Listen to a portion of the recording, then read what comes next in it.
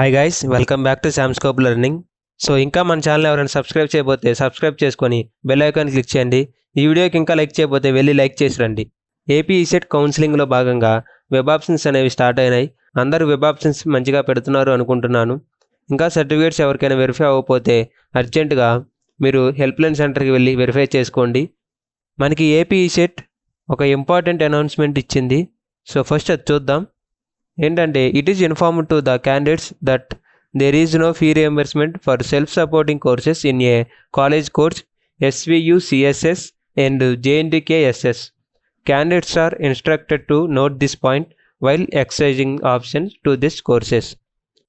So ఎవరైతే web ఆప్షన్స్లో SVU college of engineering Tirupati, so ఇక్కడ మీరు SVU CSS ఈ కోడ్ని గమనించండి, and JNTK college of engineering Kakinada, so JNTK-SS ఈ కాలేజెస్ని వెబ్ ఆప్షన్స్లో పెడుతున్నారో వాళ్ళకి ఫీ రియంబర్స్మెంట్ అనేది పడదు.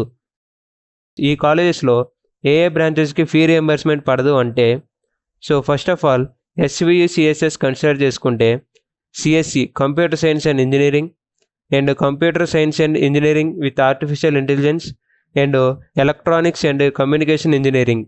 సో ఈ 3 బ్రాంచెస్ని ఎవరైతే వెబ్ ఆప్షన్స్లో పెడుతున్నారో మీకు ఒకవేళ SVU CSS కాలేజ్ వస్తే కోర్స్ ఫీ మొత్తం మీరే కట్టుకోవాలి. నెక్స్ట్ JNTK-SS, సో ఈ కాలేజీలో ఎవరైతే CSM బ్రాంచ్ వచ్చిందో వాళ్ళు కూడా 75,000 ఫీ అనేది పే చేయాలి.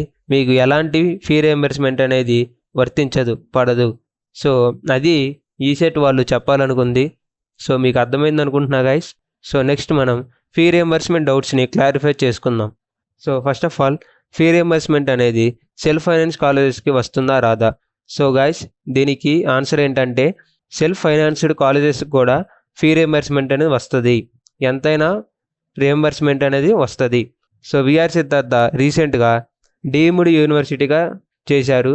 సో దానికి ఫీ రియంబర్స్మెంట్ అనేది వస్తుందా రాదా అని కొంతమంది స్టూడెంట్స్ అడుగుతున్నారు. సో విఆర్ సిద్ధార్థలో జాయిన్ అయినా కూడా మనకి ఫీ రియంబర్స్మెంట్ అనేది వస్తుంది guys. So next doubt bro, ఇప్పుడు 2 కాలేజెస్ కన్సిడర్ చేసుకుందాం. ఫస్ట్ కాలేజీలో ఫీ అనేది 40,000 ఉంది, అండ్ సెకండ్ కాలేజీలో ఫీ అనేది 80,000 ఉంది.